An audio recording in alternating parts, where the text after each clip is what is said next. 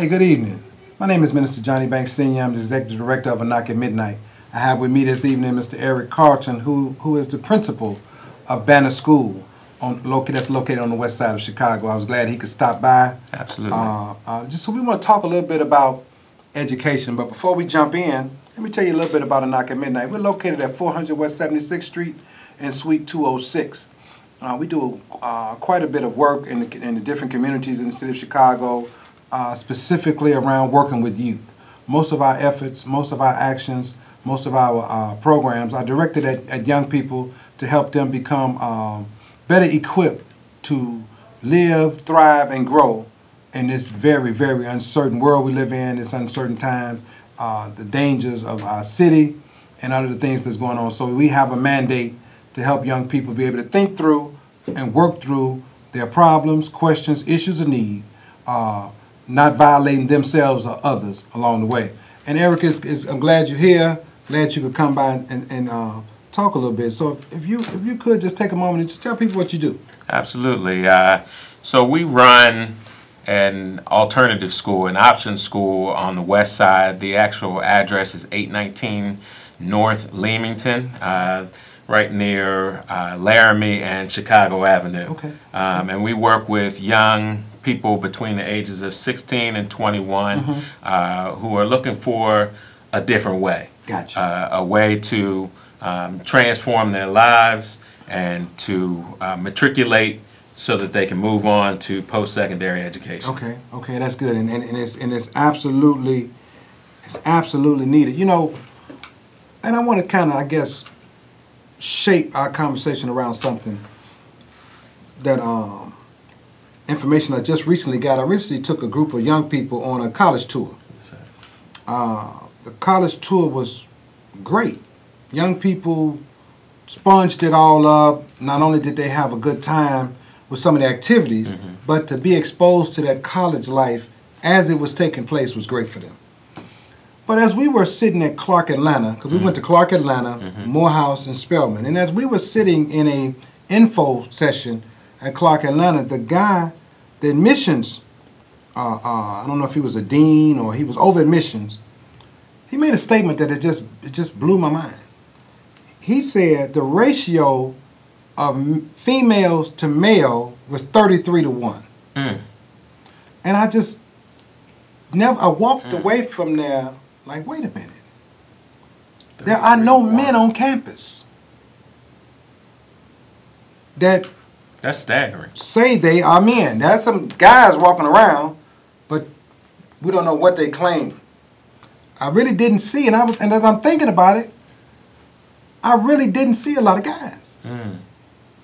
And I'm saying to myself, it's 33 to 1. Where are our men? And even as we kind of bring that thing back into west side or the south side, whether it's Banner or Knock at Midnight, we see the same kind of ratios. Yes, sir. Yes, sir. Where are our men? So the question that I would ask, and I want to take they in jail out the equation. Absolutely. I want to take they on drugs out of the equation. There's some things I want to take out of the equation. We can add them. But if we just boiled it down to the question, where are our men, how would you respond to that in terms of wanting to be educated? The options that our young men are seeing are extremely limited. Okay. You know, when you think about young men and young African American men, they're looking for role models. And when we're not there, then they seek elsewhere. Absolutely. And so what I'm finding is that when they look at traditional educational models, we have failed them. Even when we look at alternative models, we have failed them. What they are looking for is they're looking for leadership, and they are looking for role models. Absolutely. And we have fallen down on our job as men. We are looking for other entities to come into our community and to save us and to take over our responsibilities when, in fact, we're not taking over our own responsibilities. Okay. Okay. So if you take out those variables that you mentioned initially, it comes down to what are we doing? Absolutely. What responsibility are we taking for our young people? And that's real because we want to always say, well, they're in jail. I say, well, the numbers don't bear witness to that all the time. Right. There are instances with some in jail. Well, they're doing this. Well, no, wait, let's look at this. They're on the streets. Right. Do you really want, I mean, you think about our young men. They come to a traditional school and we say we want them, but we want them if they comply and they bow down and they're compliant with what we want them to do. Absolutely. And what they're seeing is you're bogus. You're flogging, that's the word that they use. Flogging. Right. And what they're seeing is that it's a farce. Uh-huh. And so what we have to do is demonstrate that there are other options. We have to show them that what we're doing and what we want for them is better than what they want for themselves. Absolutely. And it's funny how, I'm going to try to say what you said a different way. Love is what we all need. And love is what we all require.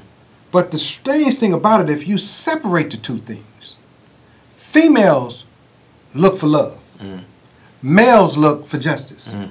So love has a twin brother that's called justice. Yes, sir. So justice job is to calculate or determine if the love you are experiencing is just, if it's right, true, or real. That's what justice has a job. The young people are saying, basically, what we're trying to give them is not love. Because it's not true, it's not real, it's not right, and it's not just. That's exactly what you just said. And there's no action. There's nothing to precipitate love happening. So you got a group of people who are saying, y'all don't love us. Because there's nothing just in what you're talking about. The average female, she is full of love, but she can't get any justice. The brothers are full of justice, but they can't get no love. So now, we've heard for years, no justice, no peace. I say, wait a minute, hold on. No justice, no love. No love, no peace. You see what I'm saying? Yes, sir. So why would a child want to come to school and follow some rules that are unjust? What would be the point? You know what I'm saying? So when they show up in front of us, they look at me and say, he's only here for the money. Because that's the way I look to them. And they see it. They know truth. Because they have seen this unjust system. We keep saying something is wrong with the educational system, but you said there is no model for when they come in, they can mimic, if I go through this process, I'm going to look like that. That's what they're struggling with. They go to the church. There is no model in there that they can say, I want to look like that.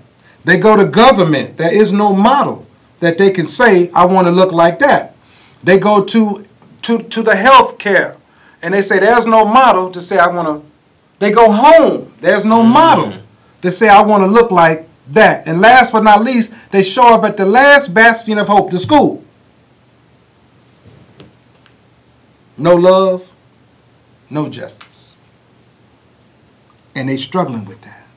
Because if you think about it, if you ask a young person what they want to do, they don't say much because they don't believe you can help them do it. They just don't believe it. And I just saw that when we took these young people to Atlanta. And how a change of environment opened them all the way up. And they started talking about stuff that was real to them. The young men started discussing stuff on that Morehouse campus that was real for them. Their questions, some people would have thought their questions would have been unintelligent or not appropriate for that setting, but they were very appropriate.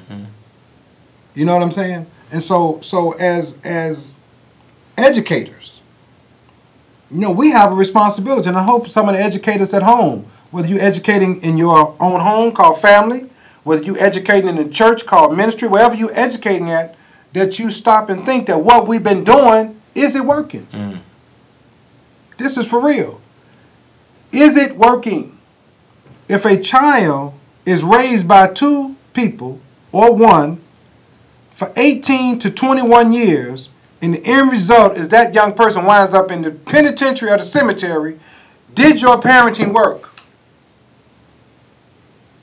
But nobody want to answer that question, because you will say that the outside forces were a greater force than you. Then you shouldn't have had any children. If the outside forces have more tangible control over your offspring than you do, you should not have had any children. You know, listen, my name is Minister Johnny Banks. I have with me Eric Carlton. We're just discussing education. We're trying to deal with it from a different perspective, because what we keep seeing, and I coin a phrase that everybody hearing. You know, we've been hearing this thing about fake news and fake this. Well, let's take a look at that and examine what we are doing that ain't been really authentic. We've been trying, or we've been getting by on stuff that really is not real. And subsequently, our children are struggling.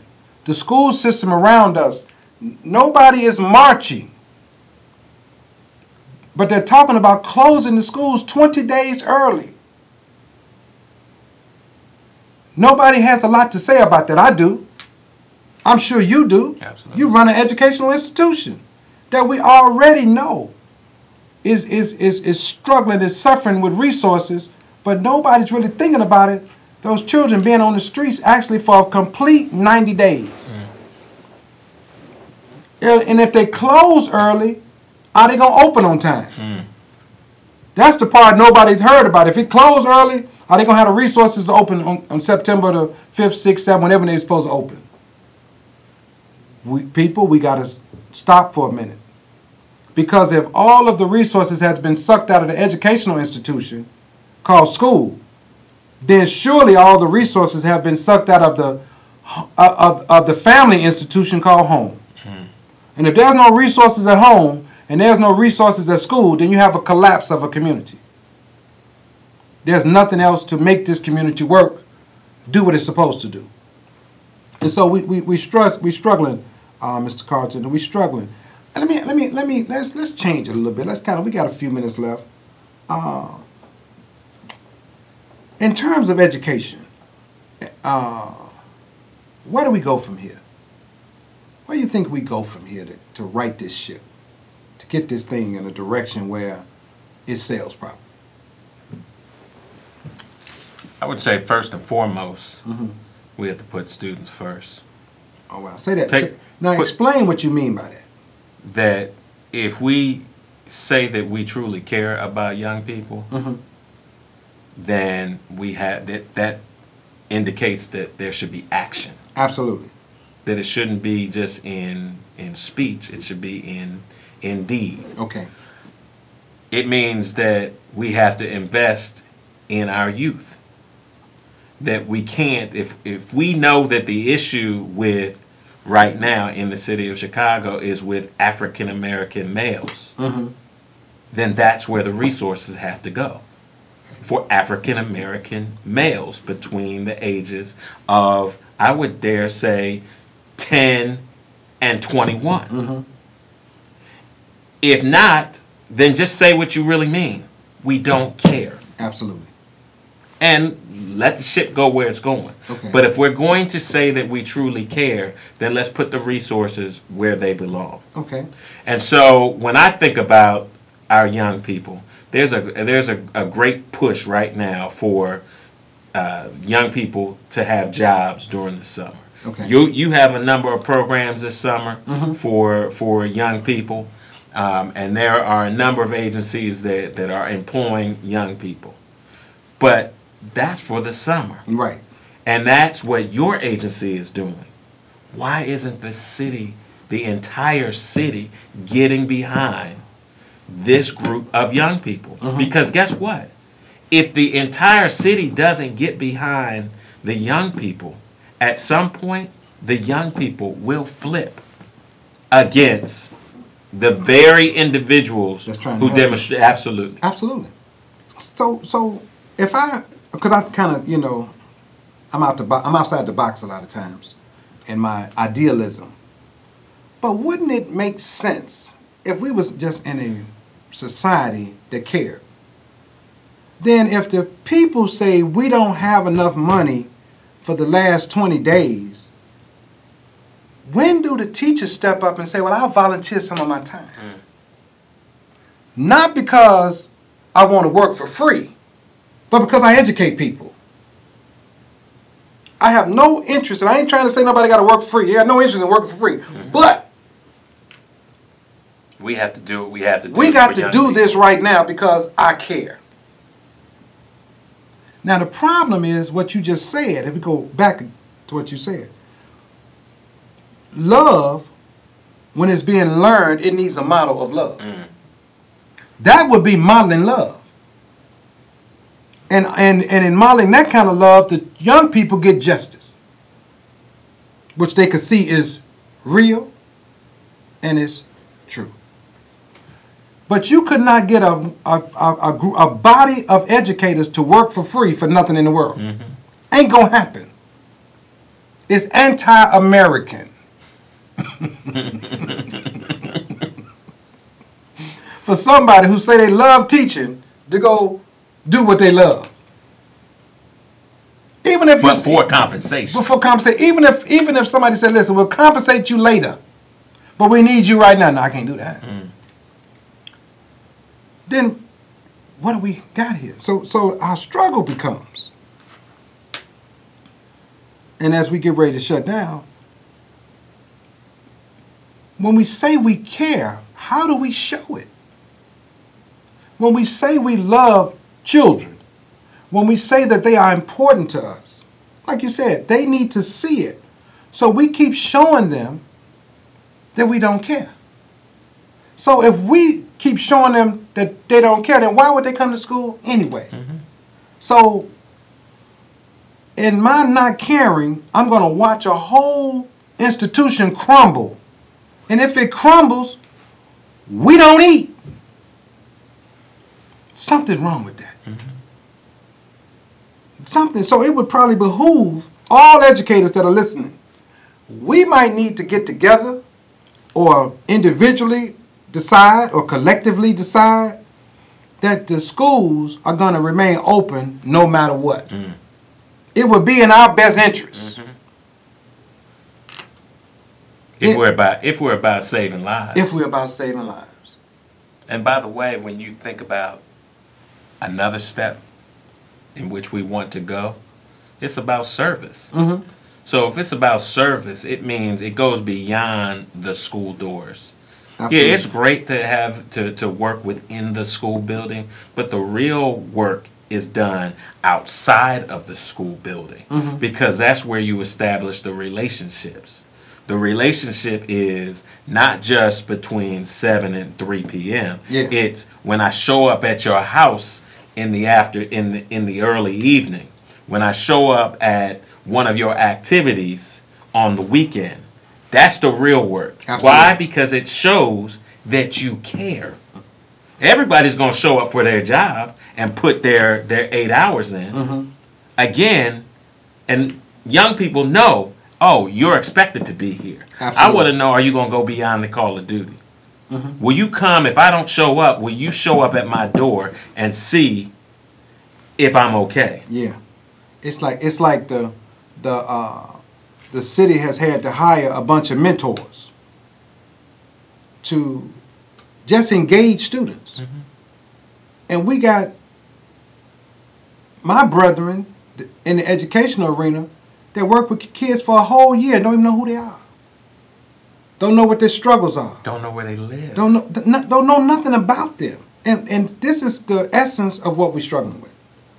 Being a model of not only consistency, but being a model of hope, of understanding those things that young people need that moves them forward. And so we're struggling. We're struggling. Our educational